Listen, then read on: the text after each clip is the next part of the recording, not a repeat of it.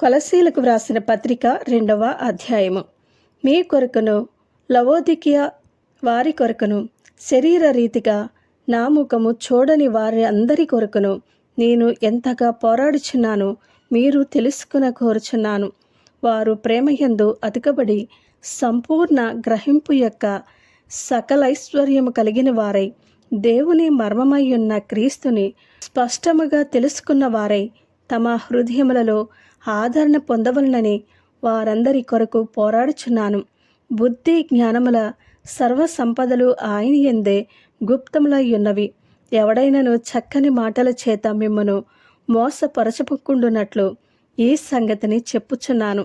నేను శరీర విషయంలో దూరముగా ఉన్నను, ఆత్మ విషయంలో మీతో కూడా ఉండి మీ యోగ్యమైన ప్రవర్తనను క్రీస్తునందలి మీ స్థిర విశ్వాసమును చూచి ఆనందించుచున్నాను.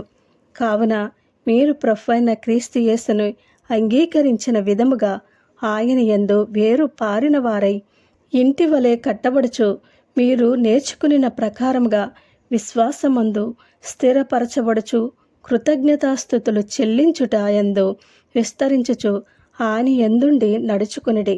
ఆయనను అనుసరింపక మనుష్యుల పారంపర్యాచారమును అనగా ఈ లోక సంబంధమైన మూల పాఠములను అనుసరించి మోసకరమైన నిరర్ధక తత్వజ్ఞానము చేత మిమ్మును చెరపట్టుకుని పోవు వాడెవడైనా ఉండినేమో అని జాగ్రత్తగా ఉండడి. ఏలయనగా దైవత్వము యొక్క సర్వ పరిపూర్ణత శరీరముగా క్రీస్తునందు నివసించుచున్నది, మరియు ఆయన యందు మీరును సంపూర్ణులై ఉన్నారు.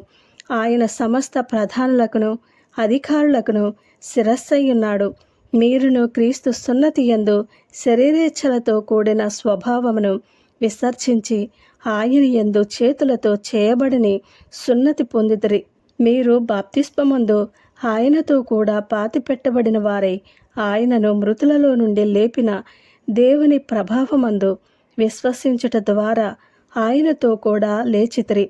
మరియు అపరాధముల వలనను శరీరమందు సున్నతి పొందక యుండుట వలనను మీరు మృతులై ఉండగా దేవుడు వ్రాత రూపకమైన ఆజ్ఞల వలన మన మీద రుణముగాను మనకు విరోధముగాను ఉండిన పత్రమును మేకులతో సిలువకు కొట్టి దాని మీద చేవ్రాతను తుడిచివేసి మనకు అడ్డం లేకుండా దానిని ఎత్తివేసి మన అపరాధములన్నింటినీ క్షమించి ఆయనతో కూడా మిమ్మును జీవింపచేసెను. ఆయన ప్రధానులను అధికారులను నిరాయుధులుగా చేసి సిలువ చేత జయోత్సవముతో వారిని పట్టి తెచ్చి బాహాటముగా వేడుకకు కనుపరిచెను.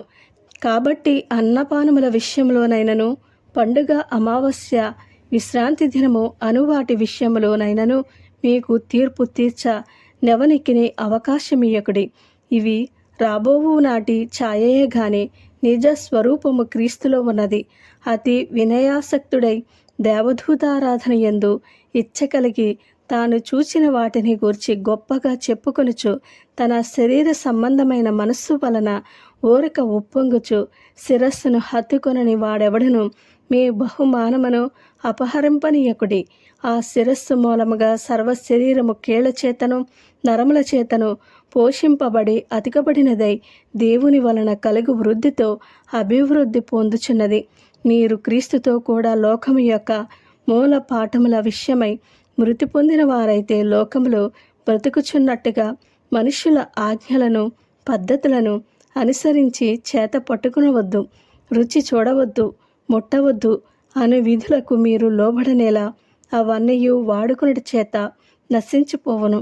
అట్టివి స్వేచ్ఛారాధన విషయంలోను, వినయ విషయంలోను, దేహ శిక్ష విషయంలోను జ్ఞాన రూపకమైనవని ఎంచబడుచున్నవే గాని శరీరేచ్ఛ నిగ్రహము విషయంలో ఏ మాత్రమును ఎన్నిక చేయదగినవి కావు. ఆమెన్.